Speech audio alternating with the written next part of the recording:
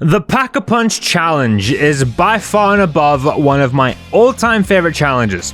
It's a super simple challenge that also offers a nice level of difficulty. The perfect blend, in my opinion. Today, we are back on Origins, specifically Black Ops 3 Origins. Now, I have done several Pack-a-Punch challenges on this map, on both Black Ops 2 and 3. But if you know me, and you've been around for a while, you'll know I'm not the biggest fan of the weapons on Black Ops 3. It isn't because I think they're bad, but I do think they are very boring. I mean, come on. It'll be 8 years of Black Ops 3 in a few months. You're lying to me if you've been playing this game for that long and still enjoy these guns. So today we are using mods. I've seen over the last few months people doing historically accurate type videos where they just use weapons from the era that the map is based in. And now I'm just going to do the exact same thing.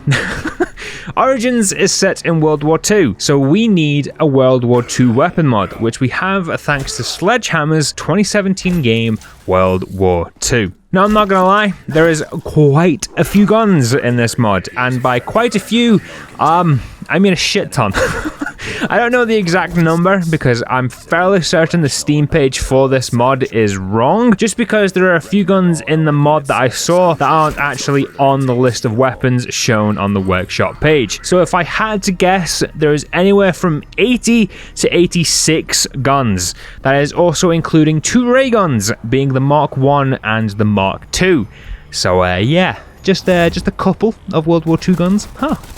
We spawn in with our 1911, which I'm sure you've already seen because that was way too long of an intro, but oh well. I opted to keep a hold of the pistol mainly due to not knowing if I'd be able to get it back at a later time via the box, which, spoilers, I could, but I didn't know that at the time. As well as the starting pistol, there was also the P38 pistol and the Gewehr in the spawn room, which I still haven't learned how to say correctly, so don't crucify me. I didn't want 2 pistols, so the Gewehr it was, which was also surprisingly pretty good. I want to mention before we go any further that this mod also comes with a few extras, one being special drops, which are free perks and Pack-a-Punch, and yes, I had it turned on. And before you lose your minds, there are 80 plus guns in this mod.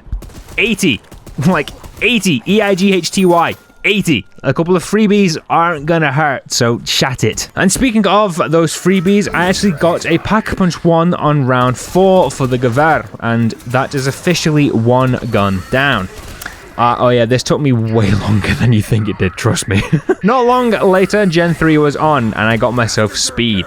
I mean, it's not like I was short on cheddar or anything, so why not? Yeah, I then downed like a minute later while I was turning on Gen 4. You know, it's not a true Satch video without some early game embarrassment, am I right? With that little blunder out of the way, I got myself Jug and Quick Revive and continued to get the generators on so I could start upgrading some guns. Not long after, it was round 8. In between the rounds, I picked myself up stamina, but now it was time to face the Panzer. In my naive mind, I'm thinking to myself, I have a Pack-a-Punch gun, this will be easy. Which was only further strengthened when I got Widow's Wand from a free perk drop. Except it wasn't easy, and I ended up shooting this walking tin can over 200 times before he died. Like, what do you mean? It's round 8, I have a Pack-a-Punch gun, and he's just munching on bullets for fun. I mean, I took him down eventually, but it wasn't satisfying, I was just relieved. Anyway, with that over, I focused on getting the generators up and running, and soon after, the Pack-a-Punch was open for business. And now I could start making some progress. The first gun to be properly Pack-a-Punched was the 1911 on round 9, bringing our total to 2. The goal now was to get as many points as I possibly could. I got the Breeder 1935, not to be confused with the Breeder 30, bought, and off I went. Round 10, after protecting my generator against the Templars, I got a second free Pack-a-Punch, which I gave to the Breeder. After this, I headed back to spawn to grab our 4th victim, being the P38, which was upgraded shortly later, doubling our total to 4. Round 12, we got our 5th gun upgraded, being the MP40, and I then decided to spend some of my well-earned cheddar on perks, and also get my free double tap. A couple more rounds went by until we got number 6 done, but around round 14 the STG was that number. Now to speed things up a bit, because we have a lot to get through, the remaining teen rounds saw the AS44, the Chatelerault, or however you pronounce that, the M1A1 Thompson, the Walter Auto Shotgun, the Nambu Type 2, the M1928 and the SVT, all upgraded, putting our total to 13 by the beginning of round 20. That doesn't sound like a lot considering the sheer amount of weapons included in this challenge, but from round 20 onwards, this is where the real success begins. Having more zombies to kill equals more points earned, meaning more to spend. This would now allow me to upgrade more guns per round, therefore getting us through that list of weapons so much quicker. And as the rounds only go on in this game, we'd soon be flying through these guns. Round 20 itself saw the Type 100 get an upgrade. The next two were up the following round, and they were the Mauser 1712 and the Blunderbuss, the latter of which having quite the questionable name, but we move. Both of these guns were also insanely good, with the Mauser basically single-handedly taking down the Panzer, but we couldn't keep it, and at the end of the round I got the rocket launchers back to back, which I was honestly very happy with, as I thought these would be two of the most annoying weapons to get from the box, but here we are. We got them upgraded, and we're now at 18 Pack-a-Punch weapons, and we are starting to make some great progress. Two guns that followed the rocket launchers weren't anywhere near as exciting, but we got ourselves the Enfield pistol and the M2 Hyde. The first to be Pack-a-Punched was the Enfield, and the Hyde was upgraded later, due to me just being a little poor at the time. I'll also say, the Nambu Type 2, which you saw me upgrade earlier, one of the unsung heroes for this challenge. If I'm to be honest, I don't really use many of the guns that you're seeing me upgrade, because, well, quite frankly, most of them are trash, but the Nambu, absolute banger. Carried me from the moment I got it to the moment I had to get rid of it. Round 24, the M2 Hyde finally gets its Pack-a-Punch along with the ZK383.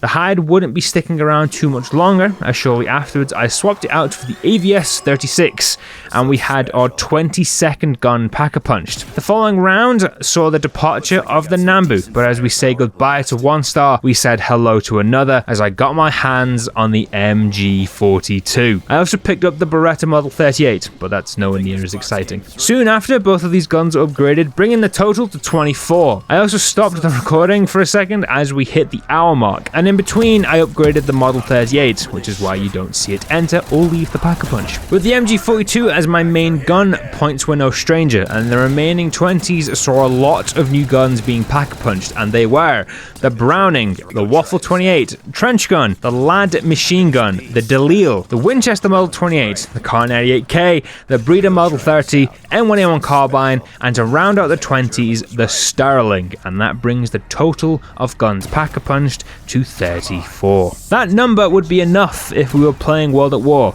and we'd probably be on the final few weapons if this were Black Ops 1 or 2. But here we are, just coming up to halfway.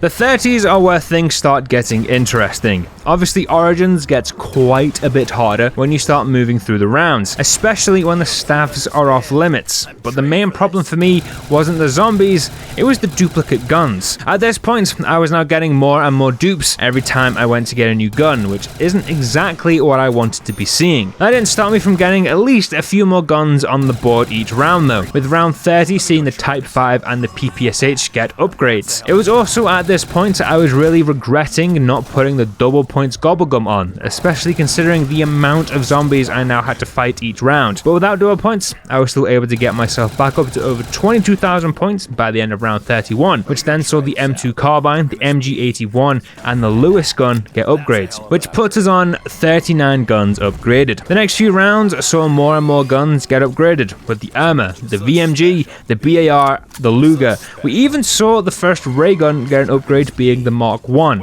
The ray gun wasn't the end of our early 30 rampage either, as we also got the WZ-35, the Sten, the Bren, and the Mark II ray gun upgraded. This is where things then began to slow down for me. I knew I couldn't get rid of the MG42 because the points it gets are too good, and obviously you can't just toss away the Mark II, so I kept them both, meaning only one gun would be getting upgraded each run now, which doesn't sound that bad until you realize the Mark II is gun number 50 out of 80. ish, and you've already been going for almost 2 hours. Before round 35, we also got the FG42 upgraded, meaning we had 51 guns done. Things didn't just slow down now because I only had 1 free weapon slot available. They slowed down now because of the duplicates. The end of the round is when I do my upgrading, but it was very quickly just becoming a box opening simulator as I got duplicate after duplicate. There were a few new guns to show themselves, like the Austin and the Type 38 at the end of round 35, but they were far and few in between. Round 36 only saw the Fedorov Avramat get added to the list, although that may have been just down to me taking out the final zombie before we had a chance to get any more guns. Round 37, however, was a rough round as we only saw the MG15 get upgraded. What made this even more depressing was I started the end of that round with over 30,000 points, and to only get 1 gun upgraded with all that cheddar, it was kind of sad. It wasn't all doom and gloom though, as at the end of the following round I got myself 3 more guns added to the board, which brought our total to 58. And those guns were the MAS-38, the EMP-44, and the Grossfuss STG. Round 39, however, is where the goods started flowing once again, as we got the Reichsrevolver, the Rabi Rolls, the M30 Luftwaffe, the NZ-41, the KGM-21, and the Stinger. All of those guns are upgraded, bringing our total to 65. 65 guns pack-a-punched in a single game. That is quite insane. Round 40 was here and we were into the final stretch, and then disaster. I take my second down of the game. It's a hectic opening to the round, a zombie blood drops, and I go for it only to get myself taken out. I had some monkey bombs which I got thrown down and managed to grab myself a perkaholic to replenish my perks. But after what was a pretty stressful round, we got it cleared. We make it to the box at the end of the round, but things couldn't stay so simple, could they? A zombie traps me in the corner and I have to kill him. But we do manage to get ourselves a new gun from the box, being the grease gun. Unfortunately, as the round started, there was no chance in hell I was getting the grease gun upgraded just yet. In fact, the grease gun wouldn't be getting upgraded at all. Round 41 was also a bit of a mad round, but I got through it and was also into the last wave or so, and then I take another down. Upon reviving, I go to take out the rest of the zombies, but I'm walking backwards and I back myself into a corner and I die. 65 guns pack-a-punched in a single game, with only 15 or so left. We were done, and I fumbled the bag. With that being said, thank you very much for watching, and as always, I'll see you in the next one.